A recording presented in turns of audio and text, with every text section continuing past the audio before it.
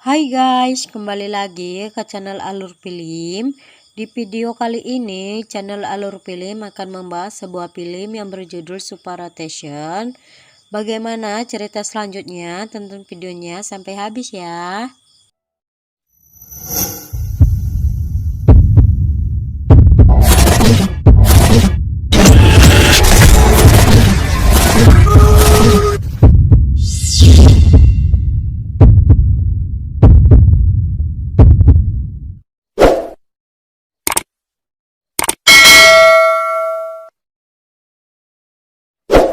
Di awal film diperlihatkan di mana seorang gadis kecil sedang bermain dengan bonekanya. Gadis kecil itu bernama Jenny dan untuk bonekanya bernama Scarlett. Pada saat itu Jenny sedang bermain di balkon rumahnya. Lalu tampak ia menaiki tangga yang menuju ke jendela. Ia melihat seekor burung yang terbang untuk masuk ke ruangan itu, tetapi terhalang oleh jendela kaca yang berada di sana. Setelah sesampainya di atas sana, tiba-tiba Jenny terkejut dan jatuh. Saat itu juga ibu Jenny yang bernama Maggie datang dan membawa Jenny turun ke lantai bawah. Dan di sana juga ia memarahi Jeb dan pengasuh Jenny yang bernama Jen. Ibu Jenny menganggap Jeb melalaikan Jenny dan mengakibatkan Jenny jatuh. Setelah memarahi Jeb dan Jen, Maggie membawa Jenny ke rumah sakit. Pada esok harinya, Jeb mendatangi undangan Maggie untuk datang ke kantor perundingan untuk siapa yang akan mengasuh Jenny. Saat Jeb dan Maggie berpisah, untuk sementara waktu, hakim itu mempercayakan Jenny untuk diasuh oleh Maggie. Pada malam harinya, Jeb memutuskan pulang. Setelah sampai di rumah, ia mulai merasakan sesuatu. Pada esok paginya, Jeb mendapatkan hak asuh Jenny sementara mereka berdua pergi ke sebuah kafe. Di sana Jeb bertemu dengan teman lamanya yang bernama Kenner. Di sana Kenner dan Jeb saling mengobrol. Obrolan mereka membahas sebuah pekerjaan baru yang ditawarkan oleh Kenner kepada Jeb. No offense, but that ship sailed, hadn't it? You know what I'm saying? Really, huh? Yeah, it could be. All right, yeah. Okay, thank you. Dan Jeb pun menyetujui untuk menerima pekerjaan itu. Saat dalam obrolan itu, tiba-tiba Maggie menelpon untuk mengantarkan Jenny pada dirinya. Saat Maggie akan menyeberang jalan, tiba-tiba saja ada sebuah mobil yang melintas dan itu mengakibatkan Maggie tertabrak dan mobil itu tak memperdulikan Maggie. Trying for years. Who doesn't need to work like the rest of us? The rules. What are you talking You won't about? grow up. I'm signing it. I'm about to sign it. Yeah, that's kind of the point. Maybe I'll just reconsider. Why do you even want custody?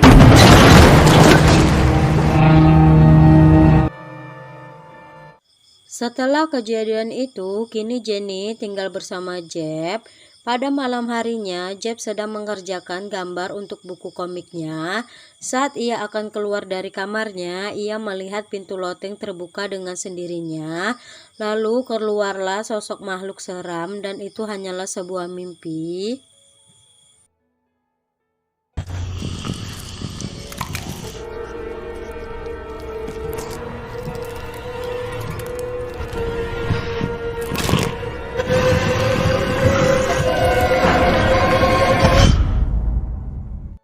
Pada keesokan paginya, tiba-tiba pintu Jeb diketuk oleh seseorang. Ternyata itu adalah ayah Maggie yang bernama Paul. Kini ayah Maggie berusaha kembali untuk mengambil hak asuh cucunya itu. Karena semakin dekat sidang pengadilan hak asuh Jenny, kini Jeb menerima pekerjaan yang ditawarkan oleh Kenner itu. Setelah kepulangan ayah Maggie, Jeb segera pergi ke kantor Kenner. Ex-wife. Now imagine this door is just Write it. Pada malam harinya, Jeb pulang dan mulai menggambar sesuatu yang tanpa ia sadari. Gambar itu berupa makhluk yang menyeramkan. Saat ia terheran dengan gambarnya itu, Jenny datang dan mengajak ayahnya itu ke kamarnya untuk memberitahu bahwa di kamarnya itu ada sesuatu. Setelah itu, Jeb memeriksa setiap sudut di kamar Jenny. Ternyata tidak ada apa-apa dan Jenny pun tertidur. So you. Baby, way to Grandpa. Yeah. Keesokan paginya, Jeb pergi ke kantor Kenner serta temannya itu yang bernama Alan. Setelahnya, Kenner dan Alan melihat gambar yang dibuat oleh Jeb. Temannya itu tertarik dan meminta Jeb untuk melanjutkan gambarnya itu. Saat malam harinya, Jeb pulang dan kini ia dan Jenny sedang duduk di ruang tamu. Setelah larut malam, Jenny kini mulai mendapat gangguan dari makhluk itu. Ia berteriak dan membuat Jeb berlari untuk melihat Jenny. Karena kejadian itu, Jeb berusaha menghibur Jenny di keesokan harinya. Karena kejadian itu juga, Jeb memasang CCTV di kamar Jenny.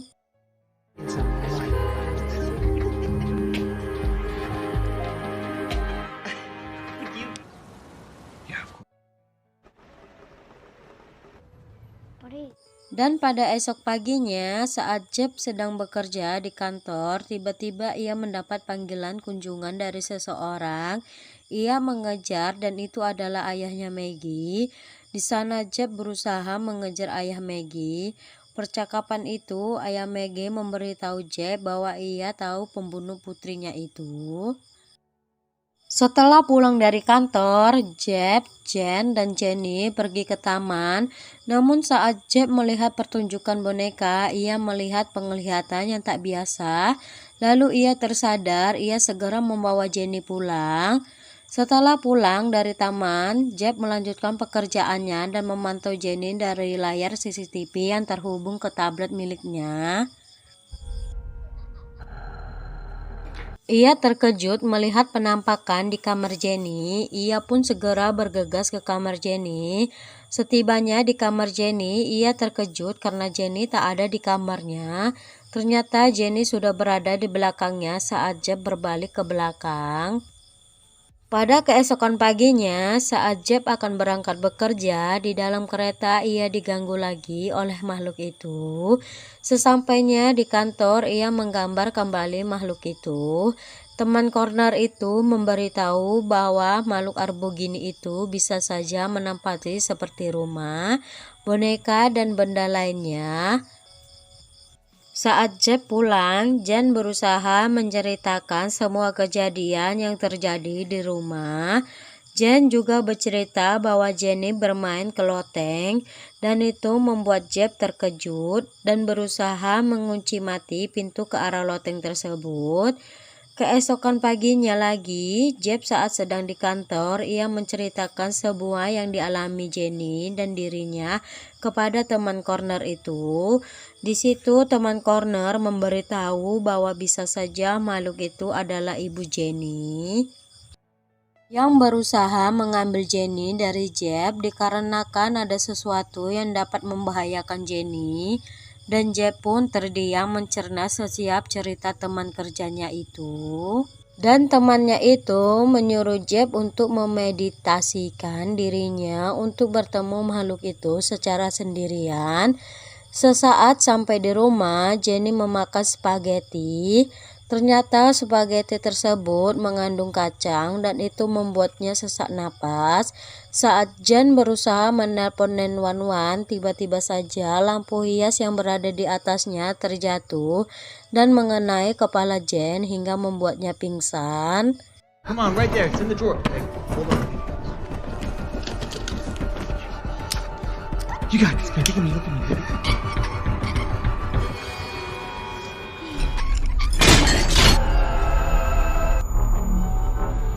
Saat semuanya sudah membaik, kini datang ayah Maggie yang marah akibat kejadian itu. Setelahnya, tampak Jenny naik ke loteng dan duduk di luar jendela. Ia berbicara dengan makhluk itu.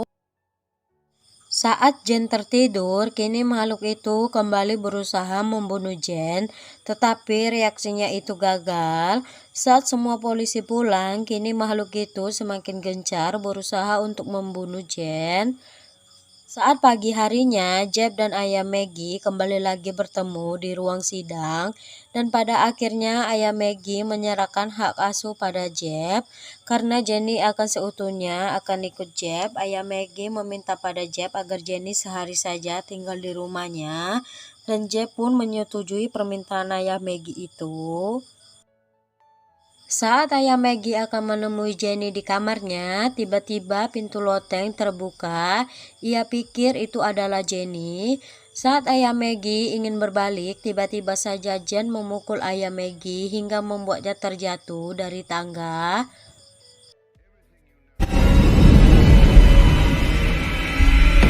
Saat Jeb pulang, ia terkejut melihat ayah Maggie sudah sekarat. Saat Jeb akan memanggil Jen, ayah Maggie memberi ponselnya pada Jeb. Jeb terkejut karena yang menabrak Maggie adalah Jen, dan di situ Jen mengaku ia ingin hidup bersama Jeb. Maka itu sebabnya ia menabrak Maggie. Kini roh Maggie membunuh Jen. Setelahnya Jeb menyusul Jenny ke atas. Ternyata Jenny sudah naik ke atas jendela di atas loteng tersebut. Saat roh ibunya itu akan membunuh Jeb, Jenny berteriak dan berkata bahwa ayah dan ibunya selalu bertengkar, dan itu membuat roh ibunya itu terhenti dan membiarkan Jeb mengambil Jenny. Dan seketika itu juga Jeb dan Jenny jatuh, namun jatuhnya mereka ditahan oleh roh Maggie hingga membuat mereka tidak mengalami luka sedikit pun, dan film pun selesai.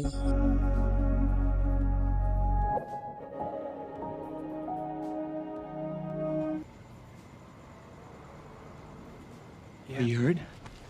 I'm fine. Oke guys, segitu aja pembahasan film Supernatural. Semoga kalian terhibur dan suka. Jangan lupa buat like, komen, dan subscribe. Dan bye-bye, sampai bertemu di video selanjutnya.